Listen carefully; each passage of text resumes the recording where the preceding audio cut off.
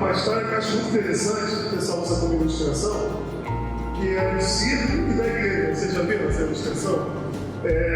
Uma igreja, né, antiga no bairro, e foi aberto um circo, cuja vocação principal era o palhaço. Né? E o palhaço era, né, aquela figura que todo mundo ia para poder assistir. Isso acontecia no domingo à noite, o circo funcionava no domingo, à tardinha para a noite, e a igreja começou a ficar vazia. Pessoas começaram a deixar de ir para o culto para ir para o circo. E o pastor Juliano, teve um dia que o pastor foi lá, o circo também, qual era do circo, porque estava dando tanta atração assim, ao ponto de tirar pessoas do culto. E aí ele foi chamar o palhaço para conversar. Ô, seu palhaço, eu quero conversar contigo. Eu não consigo entender por que o meu culto está ficando vazio e o circo está enchendo. Pastor, eu percebi que realmente muitos membros da sua igreja estão frequentando aqui o meu circo. E aí teve um dia que, na curiosidade da mesma que o senhor tem, eu fui visitar o circo, o culto do circo. Né? E eu percebi que, na verdade, o que acontece? Primeiro, que eu fiquei sem entender porque a igreja de graça, o circo você paga para entrar. Segundo, porque eu vendo ilusões, porque a gente vende mentiras, né? Fantasias. E o que vocês falam lá são verdades. Mas o problema é que quando eu ouvi o senhor pregando, eu percebi que eu falo mentira como se fosse verdade, o senhor fala a verdade como se fosse mentira. Ou seja, transmitir a mensagem sem empolgação. Já viu? Jesus ressuscitou, meus amados irmãos, isso é importante a gente crer. Gente, com uma fala dessas, não convence nem a ele mesmo. Porque quem de fato crê que Jesus ressuscitou, não tem como ficar falando que Jesus ressuscitou. Percebe?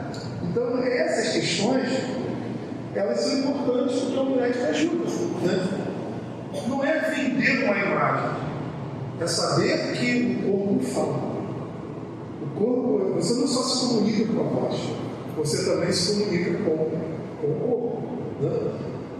Então não adianta você. Eu fui telemarketing durante um tempo, né? E a gente tinha. Quem já foi telemarketing aqui? Tem uma coisa que a gente chama de sorriso na voz, né? Esse sorriso na voz. Fala assim para você, a pessoa não está te vendo. Mas imagina, liga para a igreja de Pedro de Bom Sucesso, a pessoa que não está te vendo no telefone fala assim: igreja de Bom Sucesso contigo. Claro, vocês estão te vivendo, mas qual é a impressão com essa voz que eu passo? Desânimo, que eu não estou com vontade. É isso? Igreja presbiteriana de Bom Sucesso, bom dia? É totalmente diferente. Né? E isso já é uma dica também para quem dirige o culto. Nós precisamos ter muito cuidado com a comunicação. Tá? Então, alguns requisitos para a pregação eficiente. Primeiro, né, clareza de raciocínio. Saber do que. Onde que esse camarada quer chegar? Tem que ter clareza do que está sendo falado, tem que. Porque não é possível que uma pessoa vá ao culto comunicar algo, mas você não consegue entender onde ele quer chegar com aquilo ali. Eu costumo dizer, irmãos, para poder facilitar, que a pregação ela tem muito a ver com uma redação. Tem que ter início, desenvolvimento e conclusão. Quando você pega uma redação e não percebe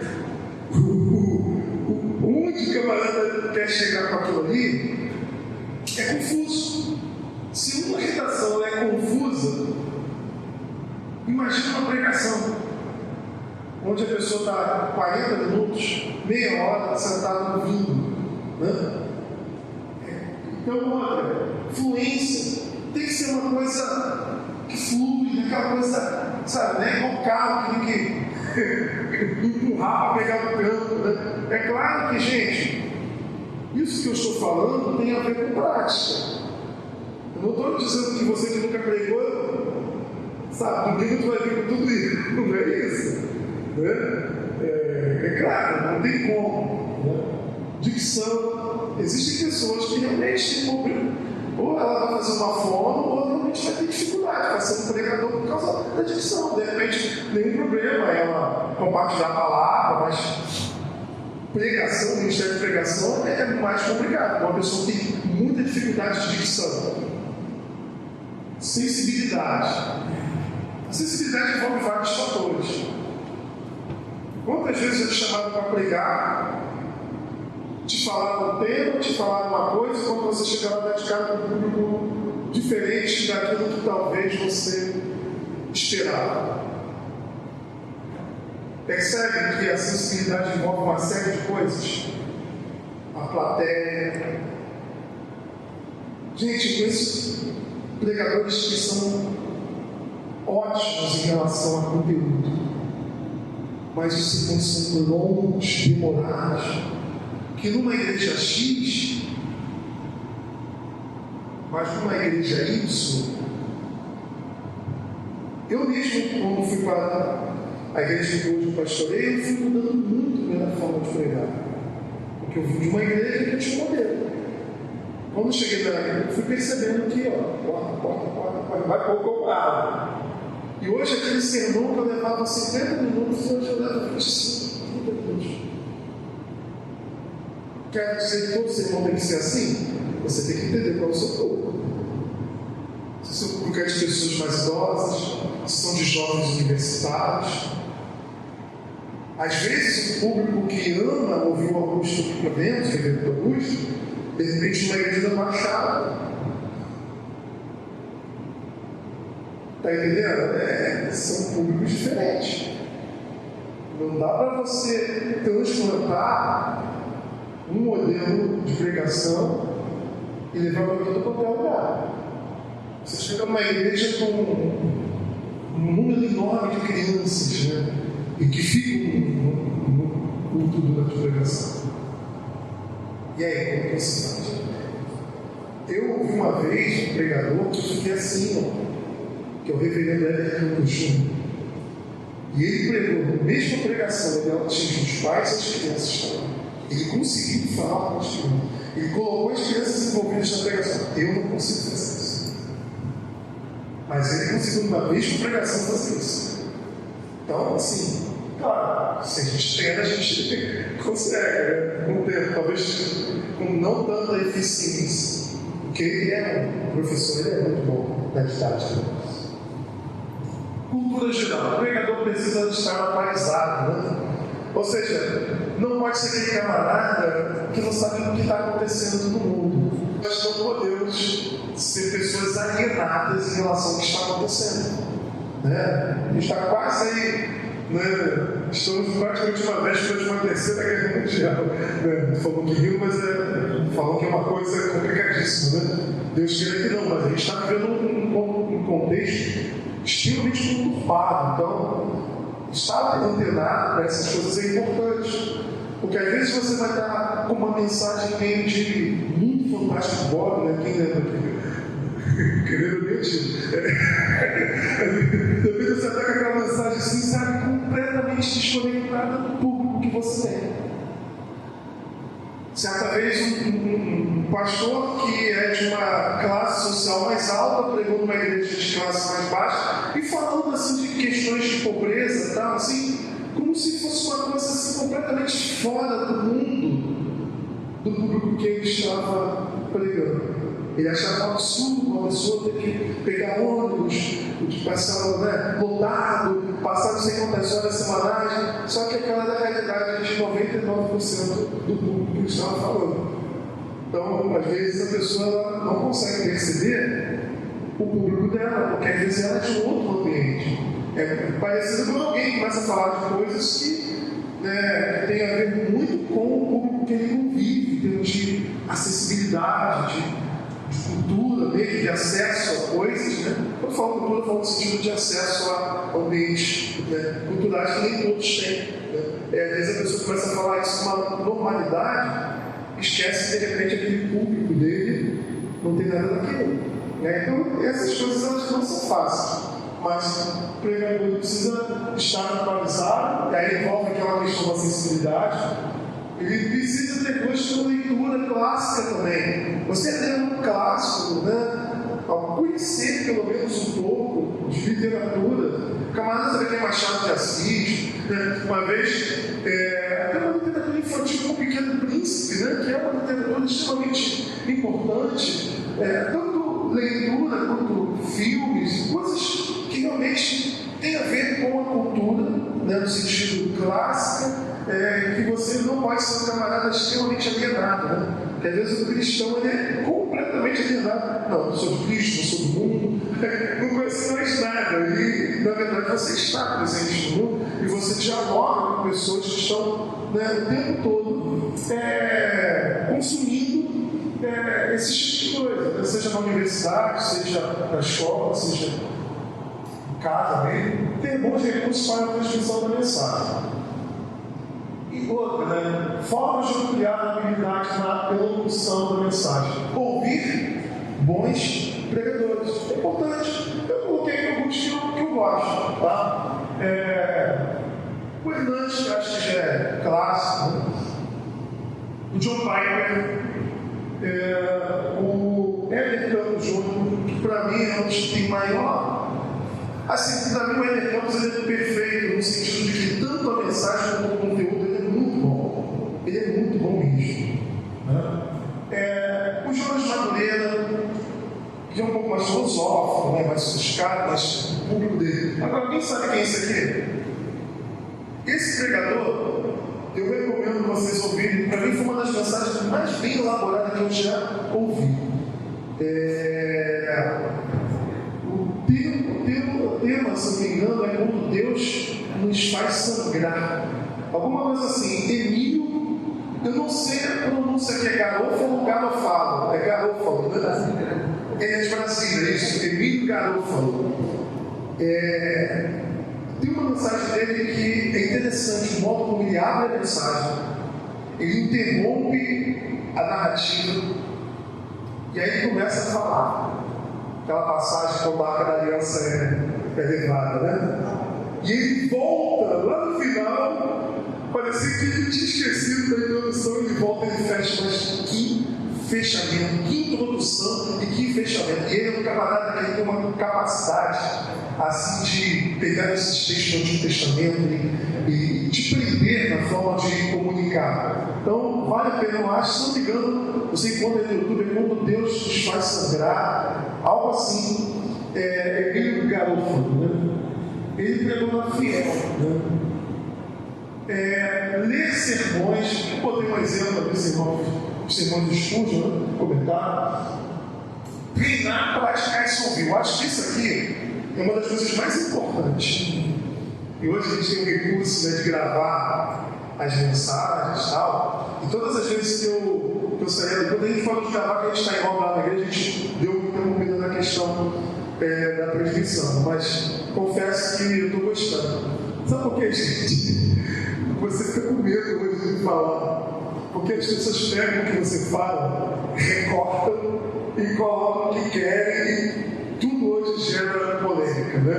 E aí quando não tem ninguém gravando, você se sente mais à vontade, né? Eu estou dizendo com relação a que ela fala dominicalmente, às vezes você tem coisas para falar para a sua igreja que, para quem está no contexto externo, é complicado. Mas assim, eu não estou dizendo, eu não estou desanimando, pelo contrário. Eu fui o incentivador da mídia na minha igreja, acho que é uma ferramenta até que tem sido mais eficaz do que o tete-a-tete na rua, ultimamente. Porque a gente vive numa geração virtual, que também não estou negando o tete-a-tete. Mas o que eu estou falando aqui é que você também tem essas dificuldades, tá? Mas você se ouvir é importante. Eu vinha do culto, já a primeira coisa que eu fazia era ir me ouvindo, né? Eu estava lá no som do carro, ficava me ouvindo. Perguntas seguintes, quase 40 minutos, dava para você uma passou. Então, gente, eu falei isso. Gente, como que eu fui prolixo aqui? Você começa a perceber erro mesmo, às vezes você comete alguns erros mesmo, né, de português, né, concordância, mas você percebe que é um erro de momento, que você sabe que a palavra está errada, mas ouvindo você começa a ficar mais atento ao que você fala, a como que você fala. E eu aconselho quem vai pregar, e aí a gente vai ver aqui, existem várias formas, né? A gente coloca o sermão todo escrito. Eu tenho essa dificuldade no seminário. A gente faz isso porque a gente tem medo ali de falar e fugir da proposta. Mas a maioria dos pregadores do Brasil não fazem isso. Mas, por exemplo, o Emílio Garão falou, ele faz isso e você não sente, né? Porque ele treina muito isso. Aí tem gente, mas é inspiração. Gente, o mesmo Deus que usa espontaneamente é o Deus que te ajudou lá a escrever a mensagem. Então, isso daí é uma visão muito equivocada que o brasileiro tem de que espontaneidade é sinônimo de espiritualidade. Mas o que eu quero colocar é que você se ouvir é importante.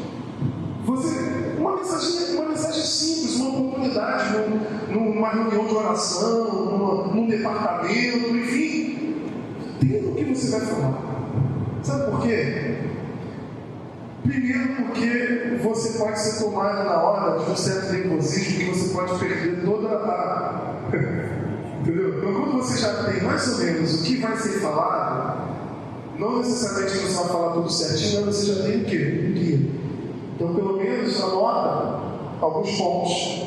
Né? Claro que cada um vai achar a sua melhor dinâmica. Meu irmão, você falou uma aula.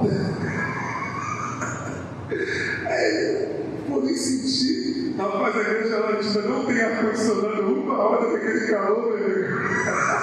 Você quer matar o povo, né? Aí depois no final eu falo assim, essa grande reflexão. Aí eu falei assim, meu irmão, se ouve, porque ele pregou 2 sermões em um.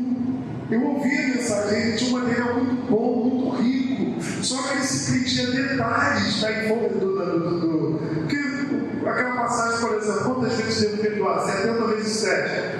Até recomendo o livro do reverendo Ricardo Narciso, que ele mostra naquele livro, o nome do livro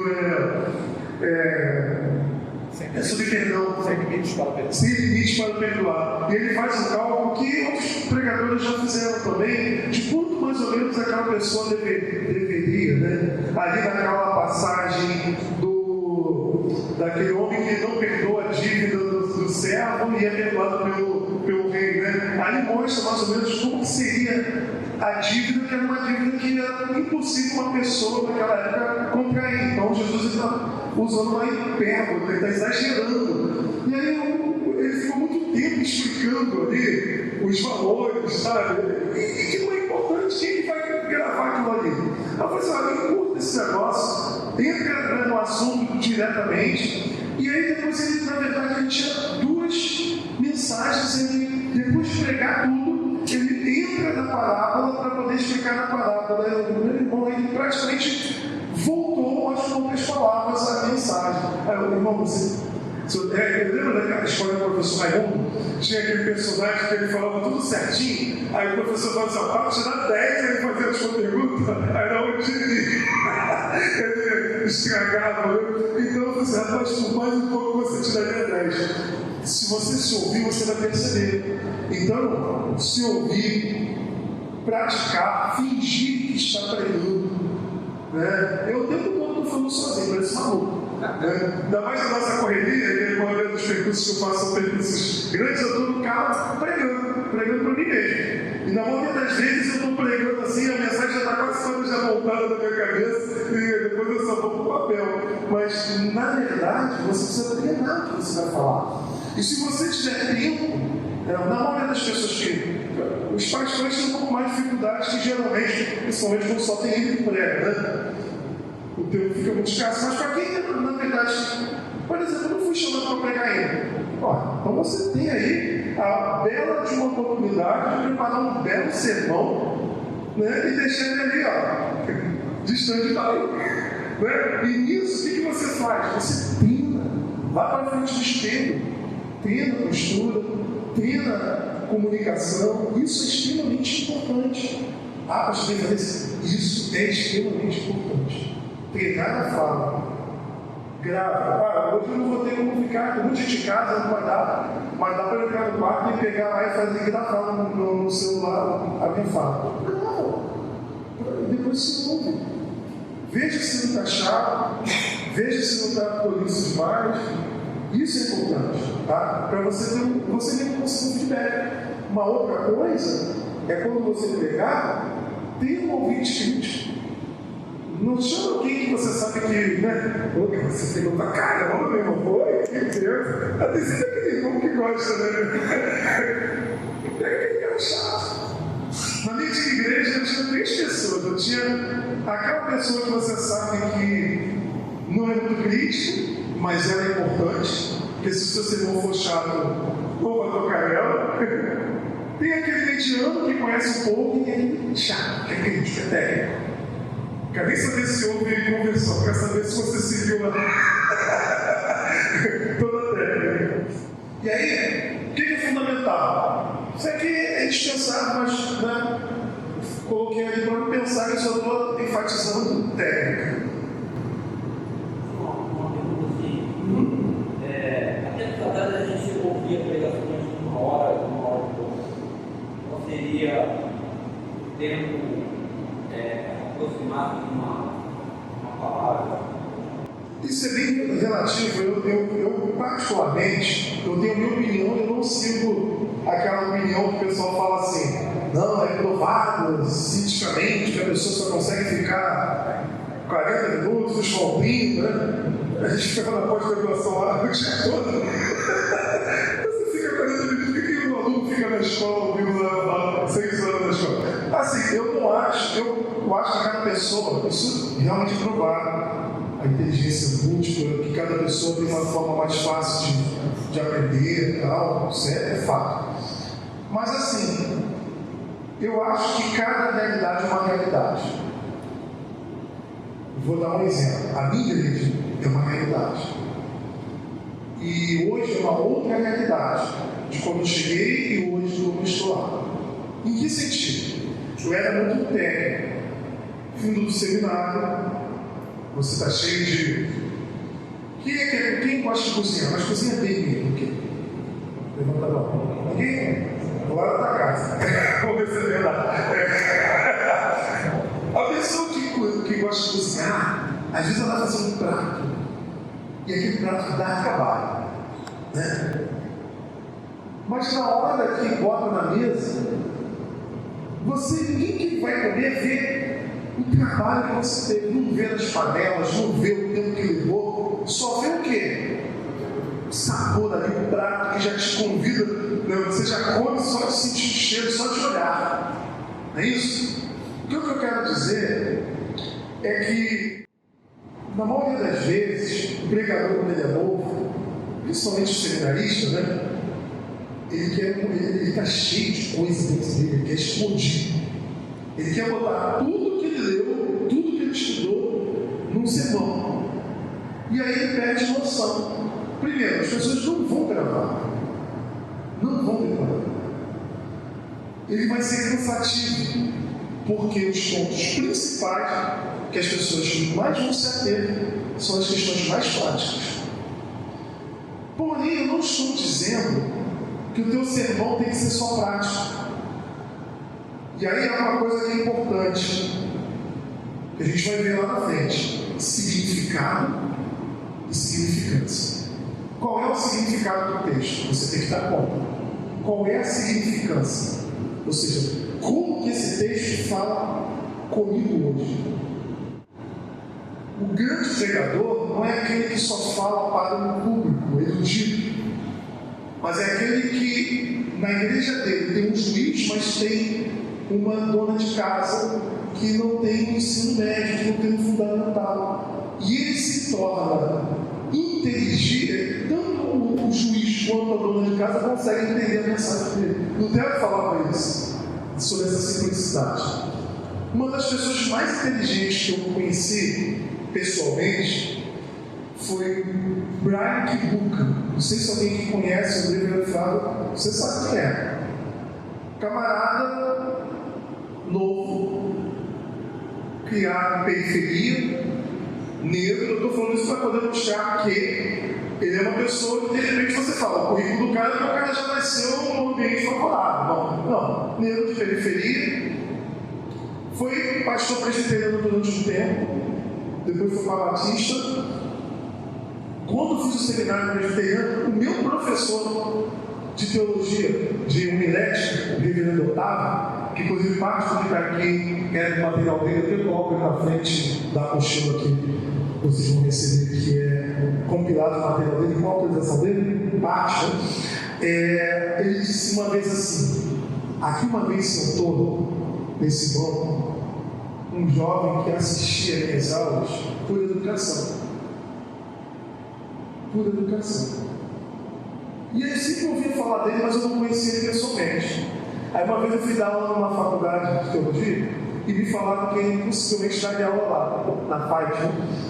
Eu estou sentado, eu estou passando para beber água, eu vejo camarada com uma Bíblia em hebraico, lendo, em hebraico, todo em hebraico, chamado de português, só pode ser hebraico. Todo em hebraico. O Brian, ele muito novo, falava grego, hebraico, latim, francês, estava aprendendo alemão, inglês, espanhol, com menos de 40 anos. Dois doutorados, dois mestrados e terminou, que ele tinha interrompido no terceiro, depois que terminou. O terceiro é em Coimbra. Doutorado que ele fez, chamado doutorado São Luís, né, que ele estuda, vai para fora para poder terminar o curso em francês, na França, né, no caso, então. Formação teológica na área de história. Se você entrar no currículo lá dele, eu não conheço ninguém que tem de mestrado. Eu não conheço, tá? Eu não conheço. E aí, quando eu estive com ele, eu fiz uma amizade com ele, a gente sentou, bateu um papo, levei ele algumas vezes para dar palestra na minha antiga igreja. E uma vez o pastor da minha antiga igreja o convidou para pregar. Dando palestra, ele passava o dia todo ali dando palestra. Camarada, eu ouvi uma mensagem dele, uma palestra dele, eu não tinha mais vontade de falar em público, eu me sentia eu me senti envergonhado, sério, eu me senti envergonhado. Assim, depois que esse camarada falou, eu vou falar. A minha vontade era de ficar em um ano sabático, só lembro. Sabe quanto tempo durava a pregação dele? Ele uma vez pregou, a igreja presbiteriana de mais chalés, 15 minutos. Que pregação!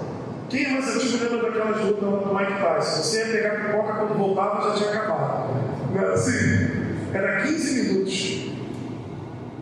E vou te falar, pregar em 15 minutos é muito mais difícil do que pregar em 1 hora. É porque a capacidade de você ter o poder de síntese, não deixar a desejar em 15 minutos é difícil. Mas era uma mensagem que alimentava. Era muito consistente. No seminário, o aluno aprende a pregar em 15 minutos. Com consistência. Com consistência. O que eu quero dizer é que eu acho que vou tirar pela realidade presbiteriana, tá? A média dos pregadores presbiterianos que eu conheço, a média é de 40 minutos. Pode pegar em Hernandes, pode pegar 40 minutos, não me comendo. A gente já são bem grandes. Eu garanto que se você ouvir me falar 1 hora falando, você vai ficar 1 hora ouvindo. Tipo, agora, o que eu aconselho? Meia hora. Porque você não vai cansar. Se o seu sermão for ruim, não vai ver tanto. E se for bom, vai ficar com cara de quero mais. Então eu comecei pregando 50 minutos hoje, mas eu estou transformando cada realidade em realidade. O culto da minha igreja, todo curso tem que ser. Todo curso tem que ser. Logo, o culto da minha igreja, ele é um culto que tem muita coisa. Quando eu falo muita coisa, é um culto que a gente tem momentos de perdão, momentos de adoração, a gente tem louvores, a gente tem a pregação, a gente tem ceia, a gente tem momentos de intercessão. É um culto que ele tem barba, cabelo e bigode. E ainda assim, ele acaba com menos de 2 horas. Ou seja, a gente tem um culto de 1h40, mais ou menos. Com louvores, né? Equipe de louvor cantando. Então, a minha realidade é essa. De repente, se o culto lá não tivesse sido no domingo, como não teve, de repente, 40 minutos, não é nem preciso trabalhar 40 minutos, o meu culto ainda vai estar dentro de 2 horas. Então hoje eu fico variando entre 30 minutos a 40. Tem dia que eu passo? Tem. Tem dia que eu faço menos? Tem dia que eu já peguei 25 minutos, como já peguei em 1 hora. Mas eu, como sou o pastor da igreja que faço a liturgia, eu já sei que a mensagem vai demorar um pouco, eu já vou cortando muita coisa. Tipo, eu vou cantar 4, vai cantar 3. Eu faço isso, porque eu já faço o quê? O culto vai girar em torno da mensagem, no sentido de a liturgia, se eu sei que vai ter uma participação, alguém vai fazer o solo, se vai ter coral, eu já vou, sabe, criando. Mas eu acho que assim, se é um culto dominical, 30 minutos eu acho que você estaria trabalhando bem uma mensagem. Tá? De 25 a 30 minutos. Agora, um pastor da igreja local, acho que 40 minutos. Assim, do meu ponto de vista, ele vai estar trabalhando num tempo bom, sabe? Não vai estar cansando a igreja. Agora, eu conheço colegas que pregam, colegas nossos, o Grande Flávio também, que pregam 1h15, 1h20 minutos. A igreja dele está cheia. Está entendendo? É a realidade dele. Mas quando você fala da igreja dele, 95% é de jovens universitários. Entende? Público. É diferente de você ter uma igreja que você tem, por exemplo, muitas senhoras que ficam falando temas teológicos que não vai resolver nada. O que é calvíno? É remédio para calvície? Então, assim, a gente precisa olhar para o público que a gente tem. Qual é o público? Tem jovens universitários que gostam de quê? De teologia. Aí você chega para uma igreja pregar em 20 minutos, vai dizer que você é preguiçoso. Então, eu acho que é isso. Eu acho que a média, seja para um grupo grande, para um grupo pequeno, para jovem, para idoso, acho que a média de 30 a 40 minutos é o ideal. Tá? E aí, é claro, você tem muitas igrejas hoje que é só pregação e música, né? E aí tem gente que passa culto 2 horas, 1 hora de música, 1 hora de pregação. Eu hoje, com 45 anos de idade, não aguento mais isso. Eu vou ficar 1 hora lá pregando. Não dá. Não dá. E 1 hora pregando, a pessoa tem que ser boa pregadora, né? Espiritualidade, total dependência do Espírito Santo. E aí essa frase é muito interessante. Homens mortos não precisam ser mortos e sermos mortos matam.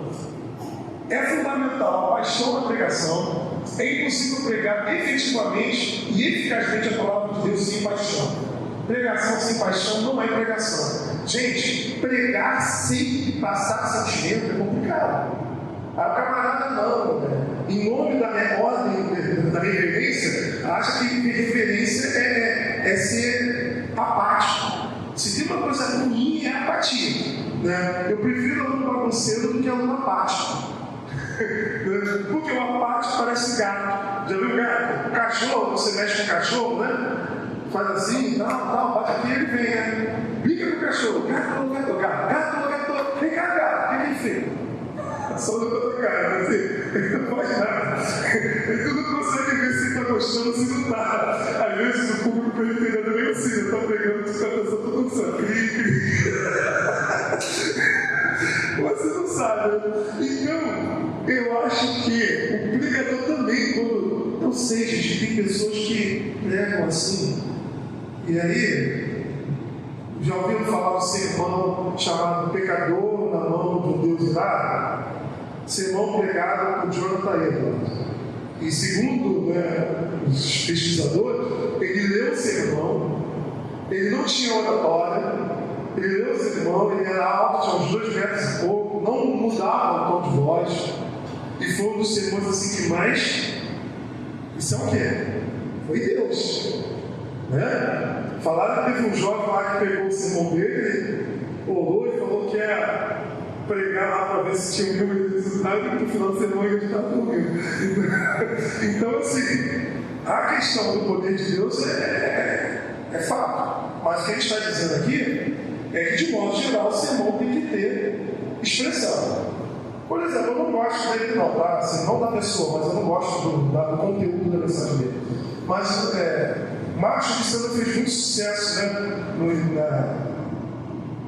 No início de 2000, né? Mas porque o modo como ele contava as histórias Ele, uma vez, falou sobre contador de história, né? Às vezes ele conta de um jeito que ele prendia o público, né? Não sei se alguém que lembra do modo dele contar uma passagem e tal. E ele contava assim de uma forma que prendia as pessoas. Eu não gosto do estilo de pregação. Porém, ele era uma pessoa que tinha uma boa oratória, uma boa comunicação. Esse exemplo aqui é muito interessante. David Hume era um filósofo deísta britânico, ou seja, ele não acreditava que Deus intervinha, acreditava que Deus, mas Deus estava lá e o mundo seguia o seu curso natural. E ele rejeitou o cristianismo histórico. Né? Certa feita, um amigo encontrou apressado, caminhando pelas ruas de Londres e perguntou-lhe aonde estava indo. Hume respondeu que estava indo ouvir George Whitefield, que era o grande pregador da época, amigo de John Wesley, também, né? Meio da época. Né? Seu amigo perguntou atônito: você não crê no que ele prega? Crê? Ele não. Eu não creio. Respondeu não. Mas ele crê. Ele gostava de ver George Whitefield pregando. A eloquência dele. O valor da pregação, né? O famoso pregador alemão disse: onde quer que encontremos hoje no dia uma congregação cheia de vida, encontraremos no centro uma pregação cheia de vida. Com isso, podemos entender que a pregação é a principal tarefa do pastor. Experiência sem conhecimento produz emocionalismo e misticismo. Isto é, um fogo sem calor.